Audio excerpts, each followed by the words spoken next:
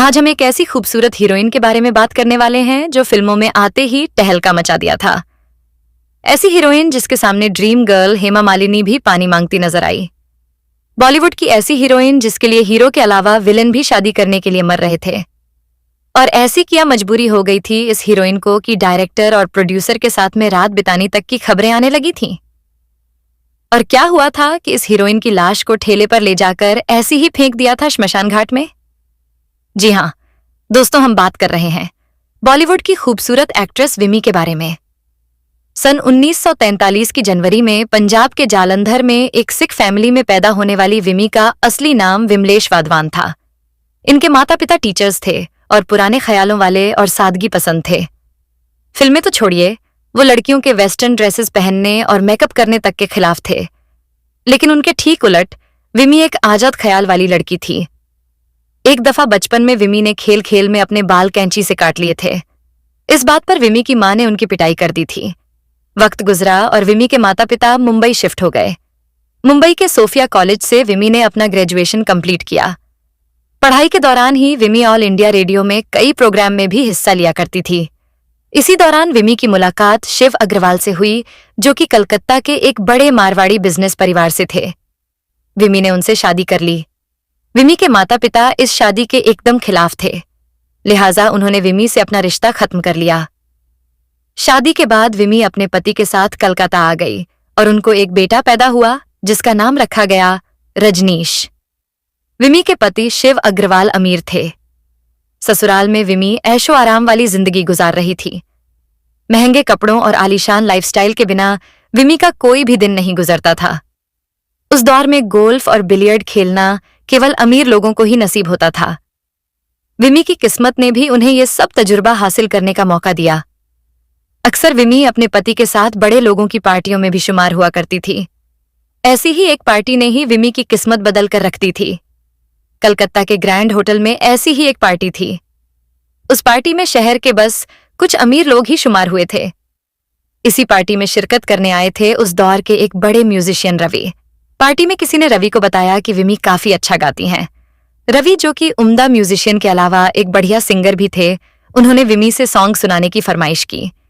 विमी ने रवि की फरमाइश मानी और एक गाना सुनाया। रवि को विमी की गायकी काफी पसंद आई, लेकिन विमी की खूबसूरती से रवि ज्यादा इम्प्रेस थे। रवि ने पार्टी में ही विमी से कहा कि वो फिल्मों में काम क्यों नहीं करती।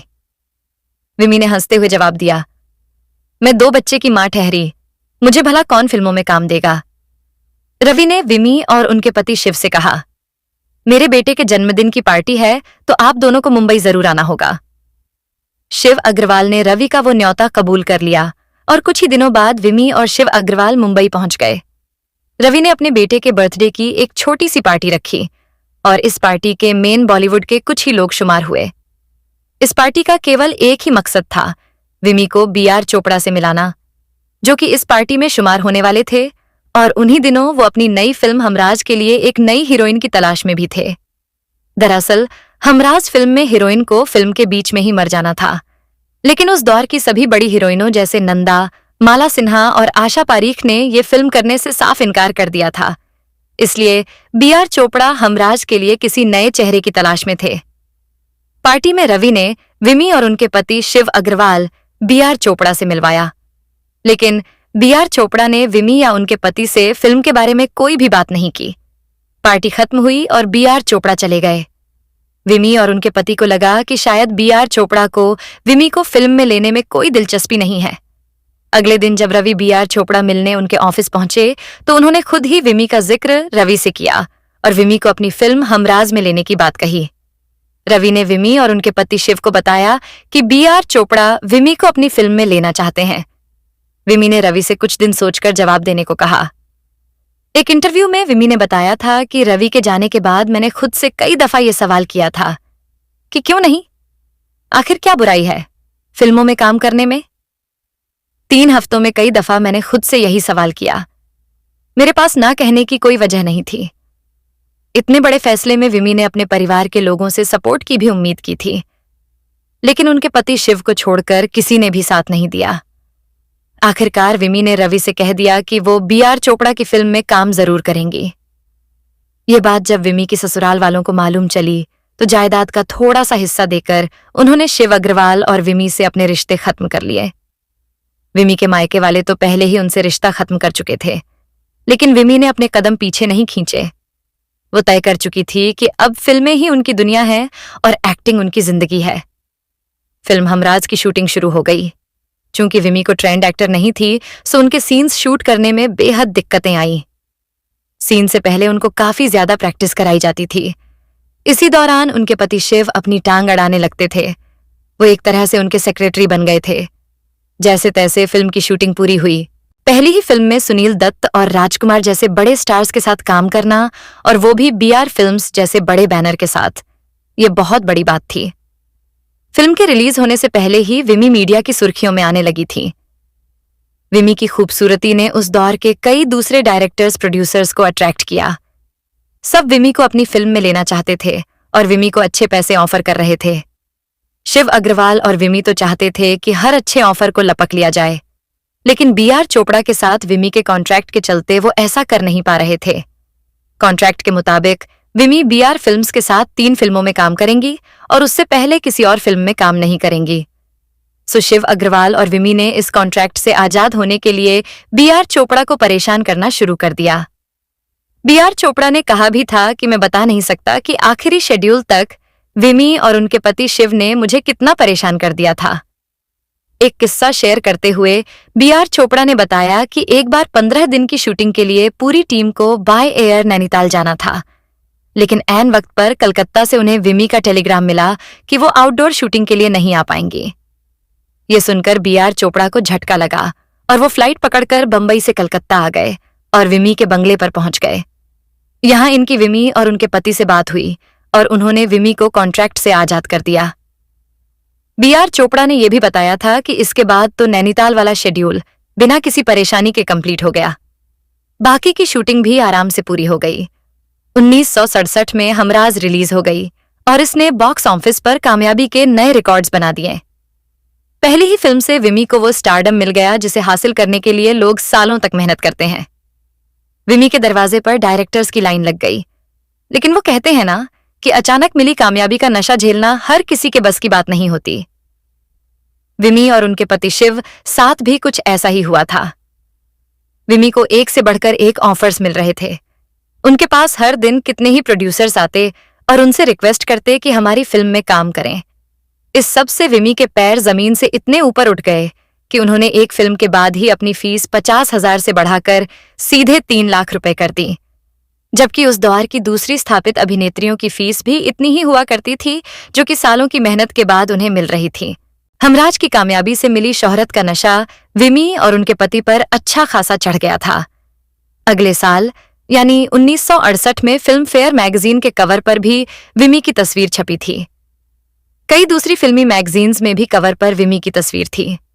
विमी की शोहरत से इम्प्रेस होकर उस दौर के एक और बड़े स्टार शशि कपूर भी उनके साथ काम करना चाहते थे। हालांकि विमी ऐसा नहीं चाहती थी। विमी की ख्वाहिश थी कि वो राजकुमार, राजेंद्र कुमार और सुनील दत्त से सितारों के साथ ही काम करें। हमराज के रिलीज होने के 1 साल बाद विमी की दूसरी फिल्म रिलीज हुई, जिसका नाम था आबरू। इस फिल्म में विमी के हीरो थे दीपक कुमार, जिनकी यह पहली फिल्म थी। इस फिल्म के बारे में काफी दावे किए गए थे कि यह साल की सबसे बड़ी हिट फिल्म होने वाली है, लेकिन जब यह फिल्म रिलीज हुई तो सारे दावे बेकार साबित हुए। फिल्म फ्लॉप हो गई। इस फिल्म का फ्लॉप होना विमी और उनके पति के लिए एक बहुत बड़ा झटका था। हमराज में भले ही अपने छोटे से रोल के बावजूद विमी को बड़ी कामयाबी मिली थी, लेकिन आबरू में विमी की एक्टिंग पर हर किसी की नजर थी। दबी जुबान में चर्चा होने लगी कि विमी को एक्टिंग नहीं आती, और ये बात सच भी थी। लोग विमी को वुडन फेस कहकर उनका मजाक उड़ाने लगे थे। लोग कहते थे कि विमी एक्टिंग की बजाय अपने मेकअप और लुक्स पर ही मेहनत करती हैं। 1971 में विमी की एक और फिल्म रिलीज हुई, जिसमें उनके हीरो थे शशि कपूर। फिल्म का एक गाना काफी हिट हुआ, जिसके बोल थे, थोड़ा रुक जाएगी तो तेरा क्या जाएगा। लेकिन ये फिल्म भी आबरू की तरह ही बुरी तरह फ्लॉप हो गई। पहली फिल्म से अचानक मिला स्टारडम अब तेजी से जा रहा था। उधर विमी के पति शिव की दखल भी इनके करियर में कुछ ज्यादा ही बढ़ गई। इस वजह से डायरेक्टर्स ने उनसे दूरी बनाना शुरू कर दिया। विमी की कुछ और फिल्में भी आई, जैसे कहीं आर, कहीं पार, कहानी हम सबकी। लेकिन ये सब फ्लॉप हो गई। गुड्डी एक ऐसी फिल्म थी जो हिट हुई थी, लेकिन इसमें विमी का एक छोटा सा ही रोल था, तो उन्हें इसका कोई खास फायदा नहीं मिला। वचन नाम की एक फिल्म में विमी को एक बार फिर से शशि कपूर के साथ काम करने का मौका मिला, लेकिन अब तक बदकिस्मती ने विमी को अपने आगोश में पूरी तरह से ले लिया था। इस फिल्म की शूटिंग की 6 रील जब पूरी हो चुकी थी, तो प्रोड्यूसर ने ये रील एक डिस्ट्रीब्यूटर को दिखाई। उस डिस्ट्रीब्यूटर ने कहा कि वो केवल एक ही शर्त पर फिल्म खरीद सकता है, अगर विमी को फिल्म से निकाल दिया जाए तो। प्रोड्यूसर ने इनकार कर दिया और अपने दम पर फिल्म को रिलीज किया। यह फिल्म भी फ्लॉप हो गई। उस प्रोड्यूसर का इतना नुकसान हुआ कि वो फिर कभी कोई फिल्म नहीं बना सका। अब तक विमी और उनके पति शिव को गरीबी ने अपनी जद में ले लिया था। किराया न चुकाने की वजह से बांद्रा के एक आलीशान अपार्टमेंट को छोड़कर उन्हें पाली हिल के एक आम से मकान में आना पड़ा। यहां भी बिजली का बिल देने में उन्हें दिक्कतें आने लगीं। बिजली कट जाने की वजह से कई दिनों तक इन्हें अंधेरे में ही रहना पड़ा। नतीजा ये हुआ कि विमी और उनके पति शिव के बीच झगड़े शुरू हो गए। दोनों एक दूसरे पर इल्जाम लगाते। विमी कहती कि शिव की वजह से उनका करियर खराब हुआ है, तो शिव कहते कि विमी की वजह से उनका अपने परिवार से रिश्ता खत्म हो गया। ये झगड़े जब बढ़ते ही चले गए तो शिव विमी को छोड़कर अपने परिवार के पास वापस कलकत्ता चले गए। दोनों के बीच मुकदमेबाजी भी हुई। शिव जब विमी को छोड़कर वापस अपने परिवार के पास कलकत्ता चले गए तो मुंबई में विमी एकदम अकेली रह गई। इसी दौरान इनकी मुलाकात हुई जॉली नाम के एक आदमी से हुई, जो छोटी फिल्मों को प्रोड्यूस करता था। जॉली ने विमी को अपनी फिल्मों में कास्ट करने के सपने दिखाए। हालांकि वे फिल्में कभी नहीं बनी, लेकिन सहारे के लिए विमी जॉली के साथ रहने लगी। एक दौर में महंगे होटलों में ठहरने वाली विमी अब जॉली के दिए एक बेहद आम से मकान में रहने को मजबूर थी। उनकी जिंदगी में उदासी और अकेलापन कुछ इस कदर छा गया था कि उन्होंने शराब पीना शुरू कर दिया। विमी को शराब की बेहद गहरी लत लग गई। दिन ब दिन विमी की यह लत बढ़ती जा रही थी। विमी को लीवर की बीमारी भी लग गई। एक वक्त वो भी आया कि लाखों में खेलने वाली विमी के पास एक कौड़ी भी नहीं बची थी। इसी दौरान जॉली ने विमी को सलाह दी कि फिल्में पाने के लिए उसे डायरेक्टर्स और प्रोड्यूसर्स के साथ वक्त गुजारना पड़ेगा। इनडायरेक्टली जॉली विमी से प्रोस्टिट्यूशन करने को ही कह रहा था। पाई पाई के लिए मोहताज हुई विमी ने यह भी करना शुरू कर दिया। पैसे की कमी की वजह से विमी ने सस्ती देसी शराब पीना भी शुरू कर दिया। उस शराब ने विमी के लिवर की हालत और ज्यादा खराब कर दी। इसी दौरान विमी को एक फिल्म में सुनील दत्त के साथ कास्ट किया भी गया, लेकिन शराब की उनकी लत के चलते जल्द ही उन्हें फिल्म से आउट भी कर दिया गया। इससे तो मानो विमी और ज्यादा टूट गई। वो शराब के नशे में और ज्यादा डूबती चली गई। इसी दौरान एक दिन कोर्ट में विमी की मुलाकात म्यूजिक कंपोजर रवि से हुई। विमी अपने पति शिव से तलाक के मुकदमे के सिलसिले में कोर्ट आई थी। उनके साथ जॉली भी था। एक इंटरव्यू में रवि ने बताया था कि वो विमी से कोर्ट में मिले थे। विमी पूरी तरह से नशे में डूबी हुई थी। विमी रवि को देखते ही फूट फूट कर रोने लगी और अपने पति की हरकतें उनसे बताने लगी। रवि ने विमी को दिलासा दिया कि वो जल्द ही उनके पति से बात करेंगे और सब कुछ ठीक करने की कोशिश करेंगे। लेकिन एक कॉन्सर्ट के सिलसिले में रवि को वर्ल्ड टूर पर जाना पड़ गया। जब तक रवि वापस आए तब तक विमी इस दुनिया से जा चुकी थी।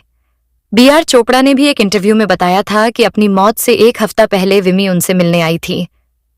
विमी के शरीर से किसी सस्ती दारू की बेहद तेज महक आ रही थी। विमी की कमर और बाजुओं में जख्म थे। वो काफी परेशान दिख रही थी। वो B.R. चोपड़ा से अपने उस बर्ताव के लिए माफी मांगने आई थी जो शिव के कहने पर हमराज फिल्म के दौरान उन्होंने B.R. चोपड़ा के साथ किया था। B.R. चोपड़ा से आखिरी मुलाकात के 3-4 दिन बाद ही विमी की तबीयत बेहद ज्यादा खराब हो गई। जॉली ने विमी को नानावती हॉस्पिटल के जनरल वार्ड में छोड़ दिया। जिंदगी से पूरी तरह से उम्मीद खोकर विमी वहां अकेली पड़ी थी और अपनी मौत का इंतजार कर रही थी। और महज 34 साल की उम्र में विमी ये दुनिया छोड़ गई। हालात ये थे कि कुछ सालों पहले तक जिसकी एक झलक देखने के लिए लोग भीड़ लगा लिया करते थे, उसकी लाश को उठाने के लिए भी कोई नहीं आ रहा था। महंगी महंगी गाड़ियों में घूमने वाली विमी का शमशान तक का सफर एक ठेले पर लेटकर पूरा हुआ। ये ठेला भी जॉली ने किसी चने बेचने वाले से कुछ देर के लिए लिया था। विमी की कहानी जानने वाले लोग कहते हैं कि काश उस दिन उस पार्टी में म्यूजिशियन रवि ने विमी को ना देखा होता, तो शायद आज विमी अपने घर पर एक खुशहाल जिंदगी गुजार रही होती। विमी की कहानी बिना उस फिल्म का जिक्र किए अधूरी है जो इनके करियर की दूसरी और आखिरी हिट फिल्म थी। इस फिल्म का नाम था नानक नाम जहाज है। ये फिल्म हमराज के बाद ही रिलीज हुई थी।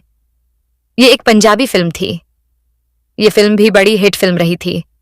इस फिल्म को बनाया था माहेश्वरी प्रोडक्शन ने, जिन्होंने नीलकमल और काजल जैसी सुपरहिट फिल्में बनाई थीं। इस फिल्म के लिए पहले तनुजा और सिमी ग्रेवाल को अप्रोच किया गया था, लेकिन चूंकि विमी की पैदाइश एक पंजाबी फैमिली में हुई थी और वो अच्छी पंजाबी बोलती थी, तो उन्हें इस फिल्म के लिए सिलेक्ट कर लिया गया। ये फिल्म बड़ी हिट साबित हुई थी। आज भी ये क्लासिकल पंजाबी फिल्म्स में गिनी जाती है। हालांकि विमी को फिल्म की कामयाबी का कोई फायदा नहीं मिल पाया था। जिंदगी की गाड़ी कब कौन से मोड़ पर पलट जाए, इसका अंदाजा किसी को नहीं होता। एक आलीशान लाइफस्टाइल वाली खूबसूरत विमी का आखिरी वक्त इतना बदसूरत और भयानक होगा, ये कोई सोच भी नहीं सकता। विमी आज जिस भी दुनिया में और जिस भी हाल में होंगी, उम्मीद करते हैं कि वो उस हाल से बेहतर होंगी जो यहां आखिरी वक्त में उनका हुआ था। विमी की कहानी यहीं पर खत्म होती है। तो दोस्तों, इस वीडियो में इतना ही। बाकी वीडियो पसंद आया तो वीडियो को लाइक करो और हमारे YouTube चैनल स्टार मनोहर राठौर को सब्सक्राइब करके बेल आइकन जरूर दबा दें।